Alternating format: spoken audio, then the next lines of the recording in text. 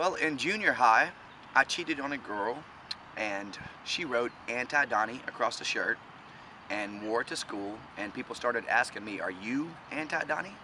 And so I just ended up owning the name to get back at her, and that's how Antidonnie came to be. Definitely some of my peers I went to school with, they were already starting instruments, and Kurt Cobain was there, and I wanted to do the same thing, play music and things, and that's how I got started, just playing in the bedroom and recording and writing and playing with some of my good friends, and that's how I got started with that part of music. Then it was time to play live, play shows, put on shows, things like that. I got started, I was a drummer to begin with. I was doing drums. Oh, it was amazing, man. Playing drums for those guys was just simply amazing, and I still have the tunes we recorded.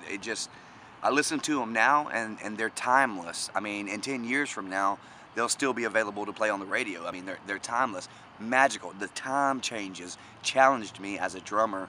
Our synth player and our vocalist, we had a female vocalist, and our guitarist and our bassist were, I feel like, levels above me, and it was a challenge for me on the drums. Just magical days. The shows we played, the things we did, the recordings we did, magical days. Went from that to booking shows at Cotton Port Coffee around 2000. I did a show there and it was packed, and so then I became a booking agent there, and that's where I kind of, you know, learned about booking and bringing in bands. I was a customer there, and they put in the newspaper that they were brand new and they wanted to start open mics. And I was doing these open mics, and people were coming to see me.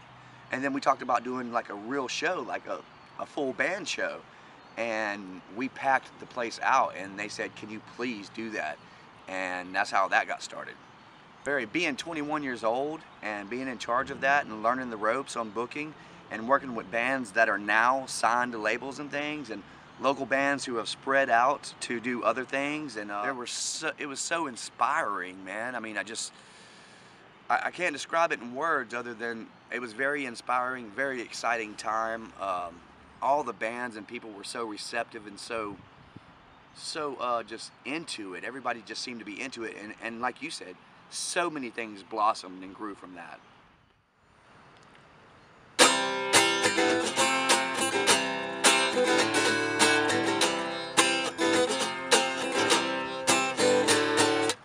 Hey, Mr. Judge Man, can you tell me who to marry? My rights were taken by a legislative decision, and it's not right for you to tell me who to love, and you say whites only and straights only, and whites only marry whites for the sake of staying white. But I like those brown girls. The Bible told me to tell you that you're wrong, but I feel right, Mr. Judge Man. You tell me I'm wrong, but I feel right.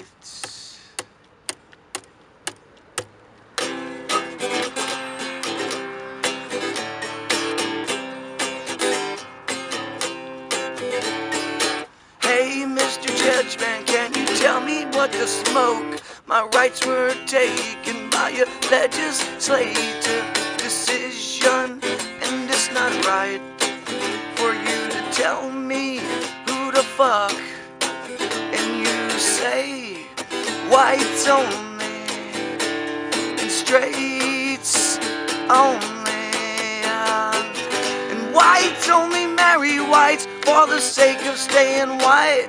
But I like those brown girls.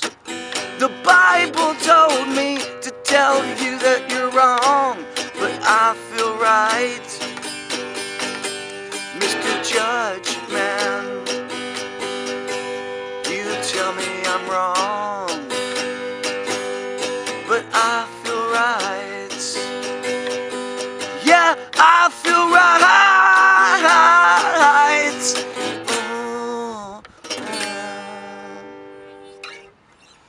I wanted to start doing recording bands live and recordings and promotions and things. So I came up with a name. I've always loved the word Nephilim, so we came up with a cool logo and went under Nephilim Services for our recordings and bookings, and that's what that was. One method, there was Rule 6. We recorded, oh my God, who all did we record? Stricken Zero. I did Etched in Stone. We did, oh my God, Jeff Jenkins himself, Jabe Taha, some of the Vadrines. I did 2 Vadrine shows there. Eyes of Sin, Backlit, Lot 27. Yes, and that's about all I can remember for now, but I got it all on CD. Cottonport, we wanted to expand. We didn't have a lot of room in there. In case you remember, the room was like, you know, not too big at all. We wanted to expand and we had the money. And I wanted to bring Cottonport Coffee with me and keep it Cottonport Coffee, but they wanted to stay where they were as a small coffee shop. So we went and rented the Paraground, and bigger stage, bigger venue, bigger whatever. And then I was able to bring bands like I Hate God, Dax Riggs, Dead Boy and Elephant Man. I was able to bring bigger bands because we had a better venue. That was fun. That was fun. At first I hated it, but then I talked to a few of them, and you know, I appreciate what they were trying to do, except for them calling us names and sinners and things like that. I mean, and we wasn't doing nothing wrong. The camaraderie of all of us, there was no fights, there was no devil worshiping, there was none of that. We were just playing music and having fun, and these guys wanted to protest that in the name of sin, and I can guarantee you Jesus would have been right there with us watching them bands, if not on stage himself. My Jesus, I know. We had an investor that wanted to turn it into a bar, so we started remodeling, investing, and just turning it into a bar, going through the licenses and all this and that. Katrina happened. Around $5,000 worth of money and money orders and things like that got lost in the mail to Katrina.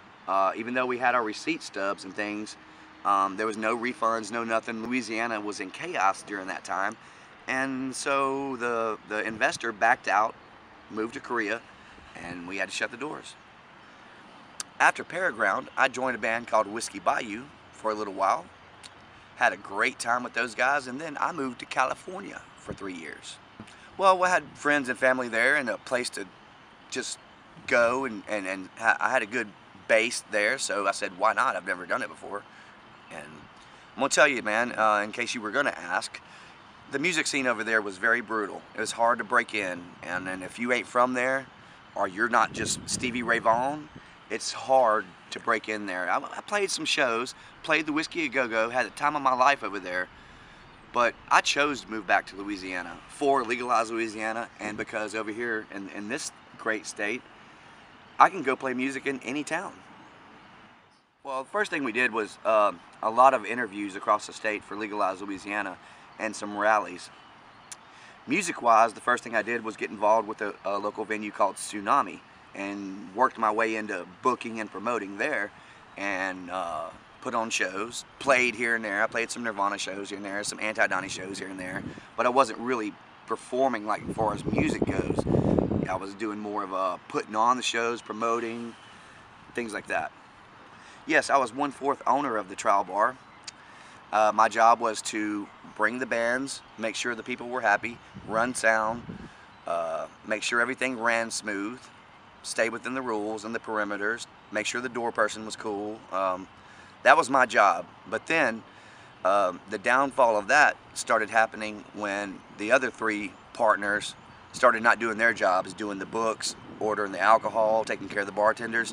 I was starting to have to do all of it, and it was too much for me personally to try to run the show, make sure we had beer, make sure we had ice, and that was the beginning and end of the Trial Bar. And the magical times made up for the bad times on every venue I've named so far. I do remember there being a lot of drama, even going as far back as then, 2010. Right. So one question that I have for you is, why do you think these people seem to say all this nasty things about you and post stuff on Facebook and spread all these things? Well, you know, there's no one answer to that, really.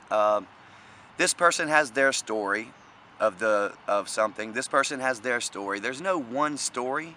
it's a bunch of it combined. And then when people get in groups, you know, they all hate together or they love together. And that's how I see that. It just grew and grew and grew with people. It was easier to hate Antidonnie than to defend him or love him or any of that. Even though I'd helped out all those people in many ways. I considered them real friends until the hating started. So what if you could talk to these people and like if they were all magically in a room together, what would you tell them? What would be your message to them at this point in time in your life? What would I tell them? You know, Mitch, what I would do? I would listen to them. They obviously have something to say. I would just listen to them first and then address each one individually. And I have nothing but apologies, and you know, for the time I got drunk and left the trial bar trashed, I've got nothing but apologies to these people. I'd like to fix it and just be back like it was, just friends with everybody. But the main thing is I would just listen to them because I feel like that's what they need.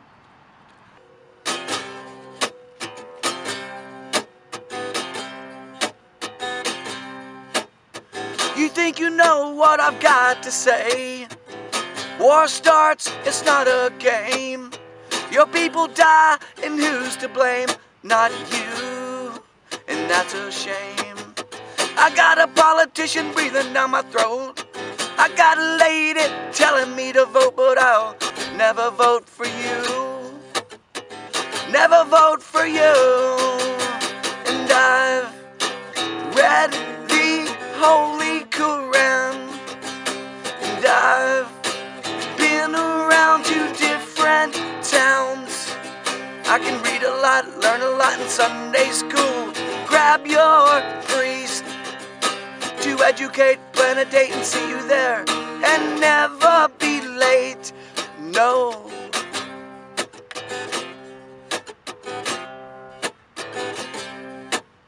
You think you know what I'm about to say? Towers fall and it's not a game. Your people die and no one's to blame but you. Your Bible's to blame. I got a politician breathing down my throat. I got a Bible telling me to vote, but I'll never vote for you. Never vote for you. And I've read the Holy Quran, and I've been around to different towns. I can read a lot, learn a lot in Sunday school. Grab your priest to educate, plan a date and see you there. I'll never be late. No. No.